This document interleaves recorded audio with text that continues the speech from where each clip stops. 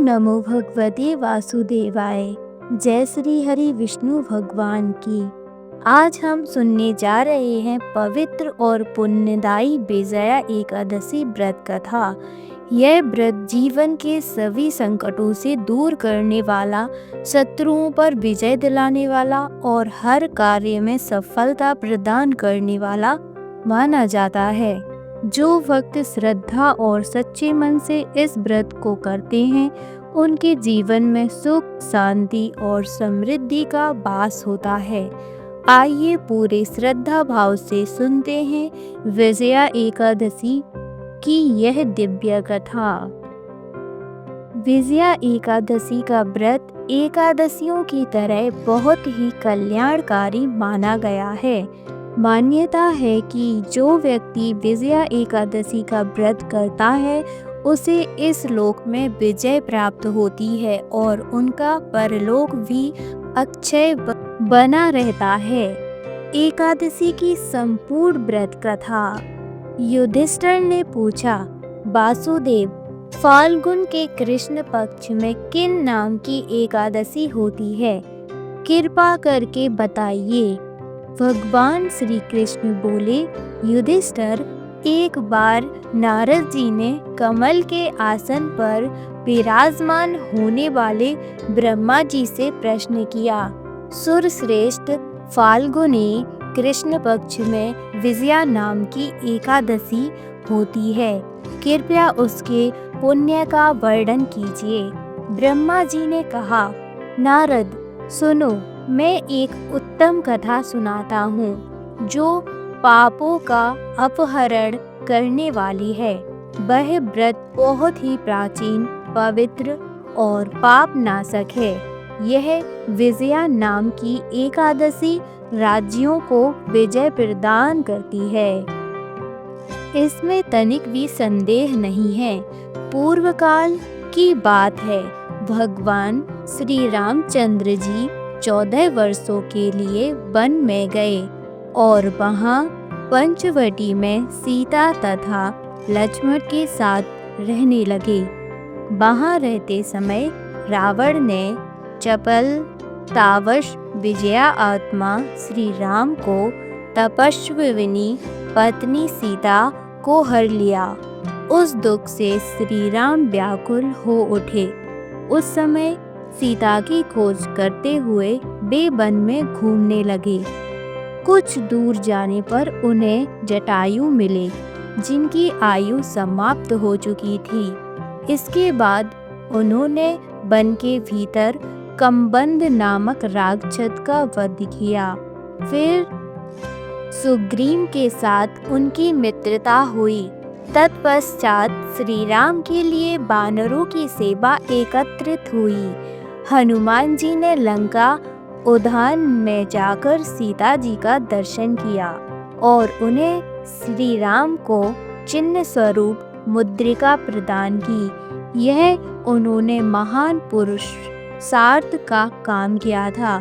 वहां से लौटकर वे श्री रामचंद्र जी से मिले और लड़काकर सारा समाचार उनके निवेदन किया।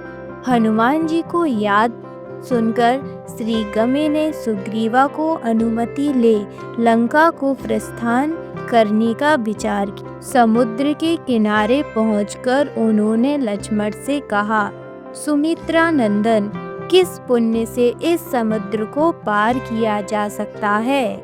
यह अत्यंत अगाध और भयंकर जल जंतुओं से भरा हुआ है। मुझे ऐसा कोई उपाय नहीं दिखाई देता जिससे इनको सुगमता से पार किया जा सके। लक्ष्मण बोले, महाराज, आप ही आदिदेव और पुराण पुरुषोत्तम हैं। आपसे क्या छुपा है? यहाँ दीप के भीतर बकला लव्य नामक मुनि रहते हैं।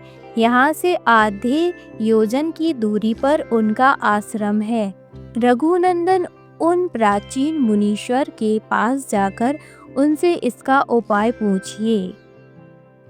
लक्ष्मण को यह अत्यंत सुंदर बात सुनकर श्री रामचंद्र जी महामुनि बकलालभ्य से मिलने के लिए गए वहां पहुंचकर उन्होंने मस्तक झुकाकर मुनि को प्रणाम किया। मुनि उनको देखते ही पहचान गए कि ये पुराण पुरुषोत्तम श्री राम हैं, जो किसी कारणवश मानव शरीर में अवतरित हुए हैं। उनके आने से महर्षि को बड़ी प्रसन्नता हुई। उन्होंने पूछा, श्री राम, आपका कैसे यहाँ आगमन हुआ? श्री राम बोले, ब्राह्मण, आपकी कृपा से राक्षसों सहित लंका जीतने के लिए सेना के साथ समुद्र के किनारे आया हूँ। मुनि, अब जिस प्रकार समुद्र पार किया जा सके वह उपाय बताइए, मुझ पर कृपा कीजिए।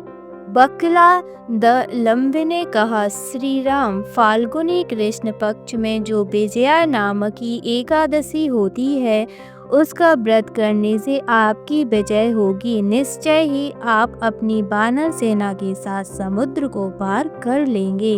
राजन, अब इस व्रत को फलदायक विधि सुनिए। दशमी का दिन आने पर एक कलश स्थापित करें। वह सोने, चांदी, तांबे अथवा मिट्टी का भी हो सकता है। उस कलश को जल से भरकर उसमें पल्लव डाल दें। उसके ऊपर भगवान नारायण के शुभ ऋणमय विग्रह को स्थापना करें। फिर एकादशी के दिन प्रातःकाल स्नान करें। कलश को पुनः स्थिर पूर्वक स्थापित करें। माला, चंदन, सुपारी तथा नारियल आदि के द्वारा विशेष रूप से उसका पूजन करें।